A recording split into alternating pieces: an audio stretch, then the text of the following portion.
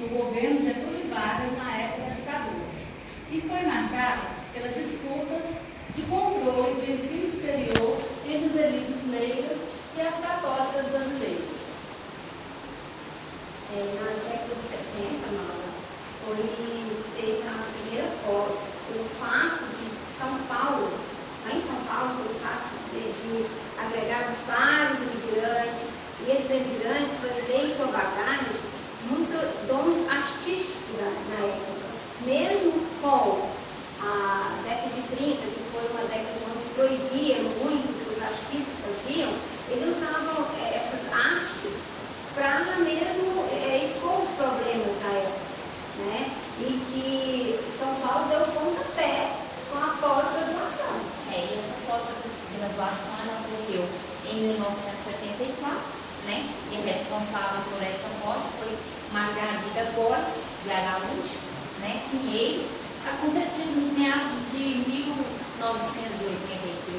E não podemos esquecer que ela foi orientada, né, pelo Walter Razini, e também trouxe, né, mais na frente, em 88, a Maria Lúcia Tolares Pereira, né, defendeu a tese, a primeira tese defendida em arte na pré-escola e desenvolvimento psicomotor, né, e que podemos ressaltar aí um grande nome que está fazendo parte de nossas vidas hoje para ter uma boa formação, né. Essa pessoa importante, né, Ana Mãe Barbosa, né, que foi uma das responsáveis pela pesquisa, né, da primeira linha de pesquisa em arte e educação no Brasil, que até hoje para nós, né, tem sido aí a pessoa que nós temos espelhado, a pessoa que nós temos buscado, né, os conhecimentos através dela, através dessas pesquisas, é que tem colocado um papel muito importante na educação, né? A Ana Mãe tem um papel muito importante na questão da educação, porque ela tem orientado as pessoas que estão aí, né, em busca de conhecimentos, é nela que nós temos espelhado. E criando assim um paralelo com o que a Andréia falou, que vocês falaram, quando fala de desenvolvimento da pesquisa, eu aproveito para falar sobre esse tópico e sobre as heranças, né, que essas pesquisas têm deixado, que começaram nesse período e que ainda se estende, né, porque a gente sabe que as pesquisas nunca acabam, né, a procura por melhores conceitos, adequações ao ensino de arte está sempre em crescimento, né? E quando a gente fala das heranças, tem as boas e as más, né? Herança dessas pesquisas, como foi citado aqui, uma importante pesquisa de Ana May, de Lúcia Tolares. Então a gente vê coisas boas, mas ao mesmo tempo a gente vê que algumas heranças do regime militar ainda perduram, que perdurou nessa época e ainda hoje perduram. Por exemplo, a educação, senhor, vem evoluindo aos poucos. Você vê que eles vêm criando lei desde a década de 60, 65 já foi outras, e assim foi sucessivamente, né? Pois é, e aí esse regime aí tão falado, eu comparo ele ao sistema. É esse sistema que hoje rege as leis da educação. Porque nem sempre o que a gente quer fazer é o que a gente pode fazer. Por quê? Porque a gente tem que obedecer ao sistema. Então, essa herança do militarismo, ela existia e ainda existe e talvez existirá. Por quê? Porque eles colocam pessoas desavisadas, pessoas que não têm conhecimento da real situação, não tem conhecimento nem mesmo de saber o que é o ensino de arte, não tem conhecimento de uma pesquisa, simplesmente eles elaboram os planos, elaboram os currículos e enviam para as escolas, ou seja, eles pensam no interesse próprio. Eu quero que seja assim, eu decido quando pôr, eu decido quando tirar. Isso a gente sabe que é uma herança do militarismo.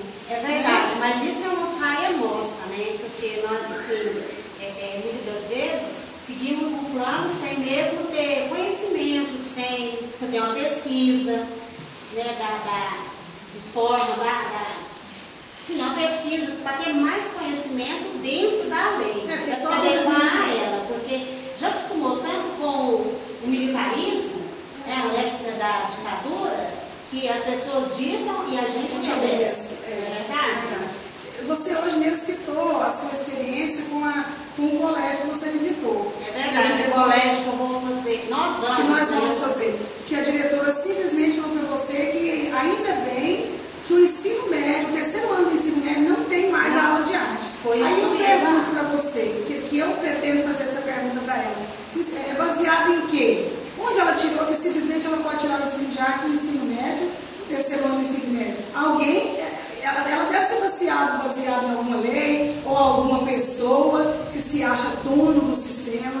acha dono do ser humano, que é aquele ser humano que limita e é limitado. Né? Ele acha que ele não pode, então ele cria um documento limitando também as pessoas.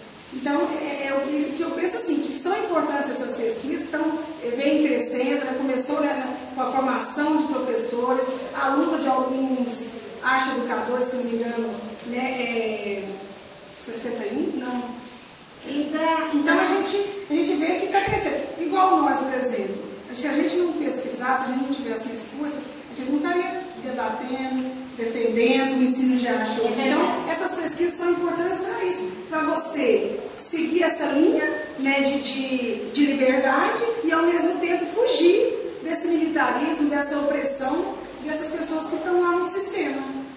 É verdade. Ainda na década de 1961, consolidou a licenciatura como curso formador de docente.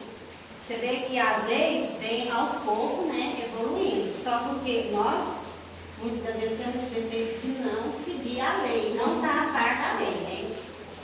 Né? Nessa época, vários cursos técnicos existentes tomaram a licenciatura, né, tornaram a licenciatura.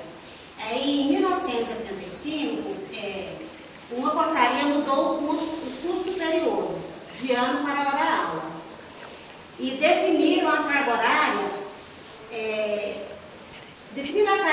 para diferentes cursos de níveis de atuação. A licenciatura curta foi assim, uma forma de emergência que eles arrumaram, porque acabou empobrecendo a formação. Inclusive, os professores eram preparados em 2 anos, né, Miguel? É verdade. Em fase emergencial, quando aconteceu isso. É verdade. Tá A super falta de interesse, professores né? capacitados fez com que a lei, através de exames de suficiência, já há 15 anos já estava, né? Concedeu o direito de lecionar mesmo sem ser licenciados. Ou seja, a pessoa tinha um preparo para suprir uma demanda de emergência. Então, que a gente tem que estar atento para não cair nessas ciladas dessas leis, né, que às vezes não vai de encontro à realidade, não vai de encontro à questão cultural. É verdade. Né? Então, às vezes, a gente tem que ter essa sabedoria, esse cuidado de não cair nessas ciladas, né? Porque nem sempre o que está na lei é o certo. Mesmo porque essas leis já são criadas por interesse próprio, na maioria das vezes por políticos, né, que no momento ali resolve fazer aquilo ali, e aí joga para as escolas, joga para as pessoas, sem nenhuma formação. Então a gente tem que aproveitar das pesquisas e tentar criar ali simultaneamente, como se diz, escapar dessa herança do militarismo.